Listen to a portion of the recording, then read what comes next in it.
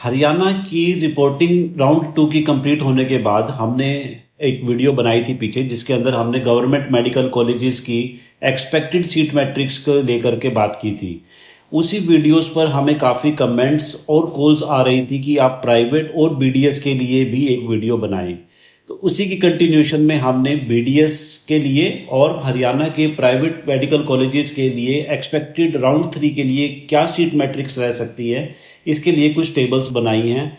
आइए एक बार देख लेते हैं कि अब राउंड 3 में हरियाणा के एकमात्र बीडीएस के कॉलेज के लिए कितनी एक्सपेक्टेड सीट्स हैं जो कि राउंड 3 के अंदर आ सकती हैं। अगर हम पीजीआईडीएस, जो कि एकमात्र हरियाणा का डेंटल कॉलेज है गवर्नमेंट का, उसमें देखते हैं तो जनरल कैटेगरी के लिए 19 सीट्स अलॉट हुई थी, जिसमें से 12 सीट्स पर रिपोर्टिंग हुई और 7 सीट्स अभी वैकेंट है।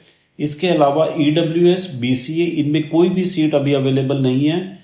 बीसीबी के अंदर 3 सीट्स अलॉट हुई थी, 1 सीट पर रिपोर्टिंग हुई, 2 सीट अभी वैकेंट है। इसके अलावा एससी, एससी, डी और एनआरआई के लिए कोई भी सीट अब वैकेंट नहीं है। तो राउंड 3 में हो सकता है कि कुछ स्टूडेंट्स रिजाइन करें और हमें राउंड 3 में एक आध सीट और देखने को मिल जाए, बट अभी का देख करके ये लग रहा है कि बहुत ज़्यादा सीट्स बीडीएस के लिए गवर्नमेंट डेंटल कॉलेज में आने की उम्मीद बहुत कम है।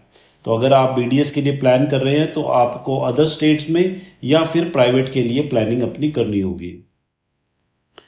साथ ही में हरियाणा के प्राइवेट मेडिकल कॉलेजेस की भी देख लेते हैं कि इन कॉलेजेस में अब कितनी सीट्स आ सकती हैं, ताकि अगर आप प्राइवेट मेडिकल कॉलेज में एडमिशन लेने का प्लान कर रहे हैं तो राउंड 3 में आपको डीम्ड में जाना है, अदर स्टेट में जाना है, आप अपनी काउंसलिंग को एक बैलेंस तरीके से कर सकें। इसके लिए एक बार प्राइवेट मेडिकल कॉलेजेस की भी एक्सपेक्टेड सीट मैट्रिक्स को देख लेते हैं।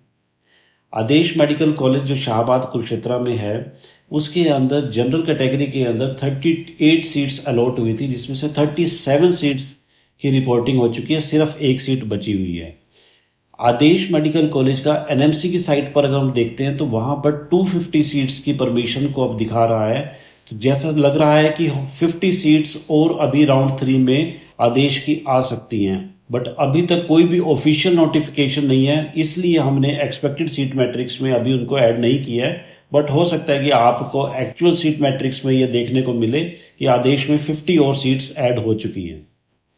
मैनेजमेंट सीट्स को अगर हम देखते हैं तो यहाँ पर 60 सीट्स अलॉट हुई थी, 53 स्टूडेंट्स ने यहाँ पर रिपोर्टिंग किया है, तो 7 सीट्स अभी भी वैकेंट हैं। बीसीए कैटेगरी के अंदर बीसीबी में, एससी में, एससीडी में कोई भी सीट वैकेंट नहीं है। जितनी भी अलॉटमेंट हुई थी सबने रिपोर्टिंग की है। एनआरआई में जरूर 4 सीट्स अभी भी वैकेंट हैं। अगर आप एनआरआई कैटेगरी से हैं तो आप आदेश मेडिकल कॉलेज को टारगेट कर सकते हैं। NC medical college and hospital Israna की अगर हम बात करते हैं तो यहाँ पर जनरल कैटेगरी में 27 अलॉटमेंट हुई थी, जिसमें से कि 25 ने रिपोर्ट कर दिया, सिर्फ 2 सीट बची हुई हैं। मैनेजमेंट के अंदर 60 सीट्स थी, 52 स्टूडेंट्स ने यहाँ पर रिपोर्ट किया है, 8 सीट्स अभी वैकेंट हैं। बीसीए कैटेगरी के अंदर 7 थी, 7 की 7 स्टूडेंट्स ने रिपोर्ट किया है, तो अब कोई भी सीट नहीं है। बीसीबी, एससी और एससी डिप्राइव्ड कोई भी सीट अब यहाँ पर वैकेंट नहीं है। एनआरआई के अंदर जरूर 1 सीट अभी भी यहाँ पर वैकेंट है। वर्ल्ड मेडिकल कॉलेज झज्जर की अगर बात करें तो यहाँ पर जनरल कैटेगरी के अंदर 27 सीट्स अलॉट हुई थी, 24 ने रिपोर्ट किया, सिर्फ 3 सीट बची हुई हैं। मैनेजमेंट के अंदर जरूर अभी भी 17 सीट्स बची हुई हैं, 37 स्टूडेंट्स ने रिपोर्ट किया है, जबकि 54 अलॉटमेंट्स यहाँ पर हुई थी। बीसीए कैटेगरी के अंदर जरूर 1 सीट यहाँ पर बची हुई है। इसके अलावा बीसीबी, एससी और एससी डिप्राइव्ड के अंदर कोई भी सीट अभी वैकेंट नहीं है। एनआरआई की जरूर अभी भी 2 सीट यहाँ पर शो हो रही है। एसजीटी गुड़गांव की अगर हम बात करते हैं तो जनरल कैटेगरी के अंदर 20 अलॉटमेंट्स हुई थी, इसमें से 40 ने रिपोर्ट किया है और 6 सीट्स अभी भी वैकेंट है। मैनेजमेंट में 13 सीट्स अवेलेबल हैं। एनआरआई के अंदर 6 सीट्स हैं, एससी के अंदर 2 सीट हैं और एससी डिप्राइव्ड के अंदर 1 सीट अभी भी बची हुई है।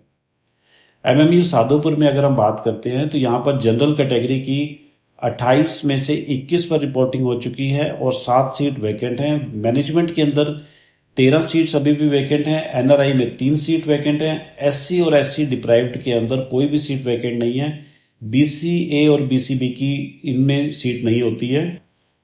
और अगर नेक्स्ट कॉलेज अल्फला फरीदाबाद की हम बात करते हैं तो यहाँ पर माइनॉरिटी में से 30 सीट्स में से 26 सीट्स पर रिपोर्टिंग हो गई है, सिर्फ 4 सीट बची हुई हैं।